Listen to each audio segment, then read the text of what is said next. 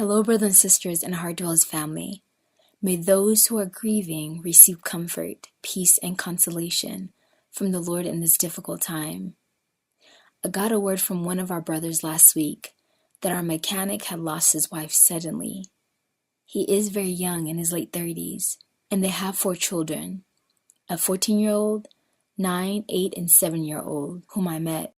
I loved the children when I met them, and the mother was very kind. The children had asked me to be their babysitter the first day we met, and I felt a close connection, especially with the youngest, who was spunky and talkative. In the short time I was with them, I told them about Jesus and prayer. I always kept the children in my heart and would pray for this family from time to time. So when I found this out, this hit me hard, as I cried for him and the children. After a couple of days, I still couldn't shake off this sadness in my heart.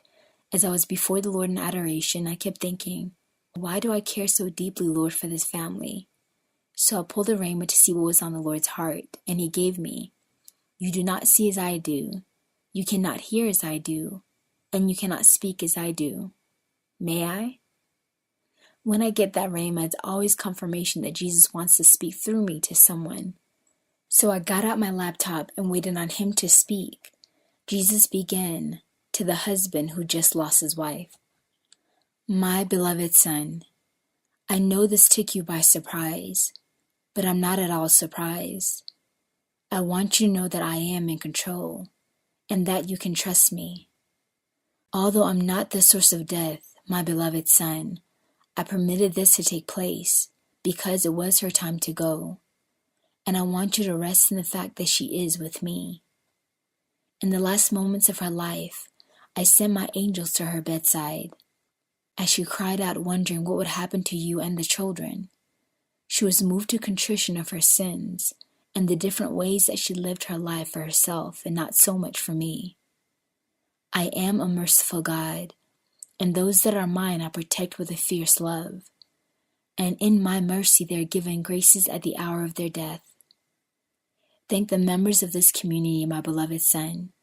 It has been by their intercession and prayers for your family that you have been sustained, and your wife received the grace of salvation to be with me for all of eternity, awaiting you and the children's arrival at the proper time I have destined.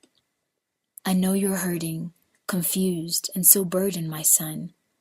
I never intended you to carry the burden you have been under long before this happened. You have been walking under a heavy yoke of guilt, condemnation, and anxiety since your mother left, and even in your tender age. My beloved son, I want you to give me your fears, give me your worries, and give me that guilt that keeps you far away from me, and ashamed to even approach me. I love you with a love that you cannot imagine. The love I have for you took me to the cross, just so I could have a relationship with you. I want that, son. I need that. Will you respond? I want to take the grief and pain in your heart and give you my peace and hope instead. I want to take the guilt and condemnation and give you my freedom and my loving acceptance of you. You will get through this season of your life. All is not lost, and this too shall pass. I want to do this with you. You don't have to do it alone. Let me carry you. Rest upon my heart and receive my love for you. You have been gifted with the most beautiful souls I've entrusted to you, your children. Do not worry about their future, for each of them are beyond precious to me, and I have them in the palm of my hands. I will heal their heart, strengthen them, and protect them. I'm leaving them under the care of my mother, for they'll never be motherless. Comfort them with these words, that their mother is with God in heaven. She's gone home, and soon, very soon, they will all see her again. That they can speak with her any time when they pray to me. She will also be right there listening intently and praying for them. I want your children to know me. I want you to know me.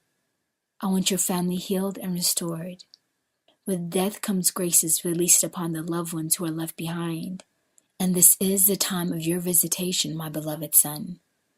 Even now you can feel the weight of these words pierce your tender heart. I work all things out for your good, and I am and will work this devastating loss for your good. Give me your tears, give me all your concerns, and give me your weariness. You don't have to be strong.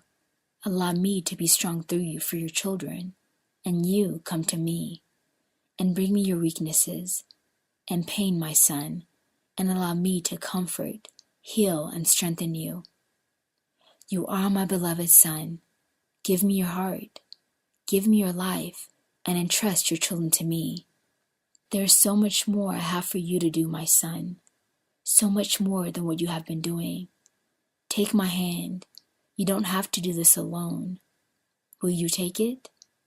I will never leave you nor forsake you, my beloved child. I too know the sting of losing a loved one to death, but I am the resurrection and life, and anyone who believes in me, even when they die, will live. Heaven is a very real place that I've prepared for you, and will one day soon come back for you and your children, so that you may be with me and your wife. Trust me. Believe in me. Receive my love, son. You're not alone. And that was the end of Jesus' message.